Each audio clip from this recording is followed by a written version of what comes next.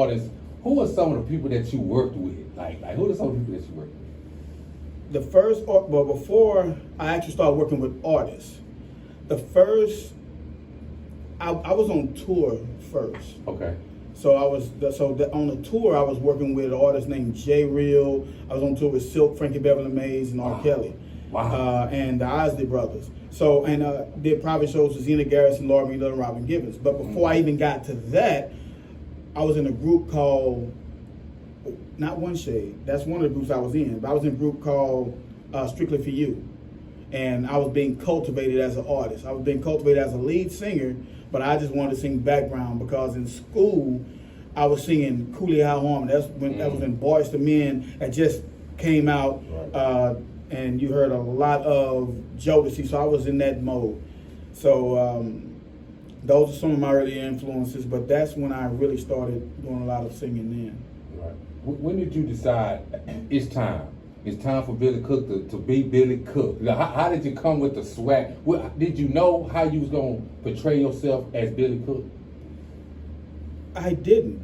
Okay. It's kind of one of those things that when the coach shows up, you just put your arms in the sleeves and you just go with it. Just go. You know, when the cap appears, you just put the cap on your head and you just wear it. Gotcha. You know, and when they put a mic in front of you, you know, I know it's just time to sing because I was cultivated.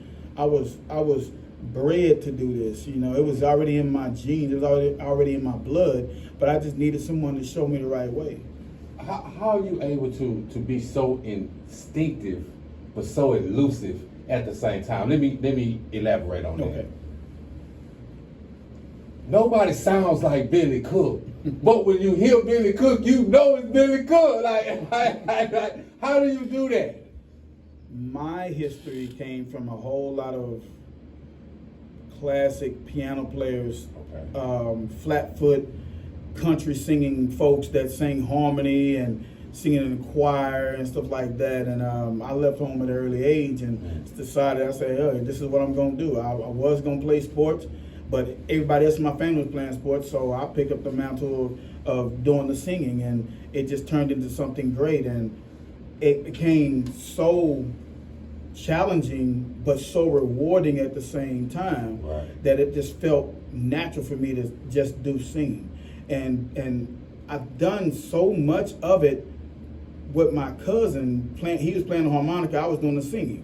So we was tapping and beating on tables. Then when I got into high school, because I was in junior high doing that. Okay. Came to Houston, went to Jones High School, and I used to see people doing the same thing. Kids doing that, Lil Kiki. I saw K Reno and them coming up to the school. These older artists that were out of school, it was a clique of artists. They was beating and singing and rap singing. Well, they wasn't singing, they were rap singing. Right.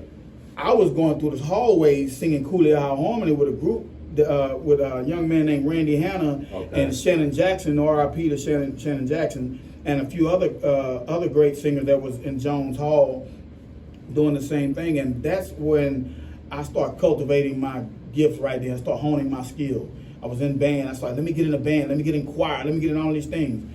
But it was something else that was drawing me to, it was like a moth to a flame. I needed to hone my craft and become the person that I really needed to be, but I needed help doing that. And I ran into some people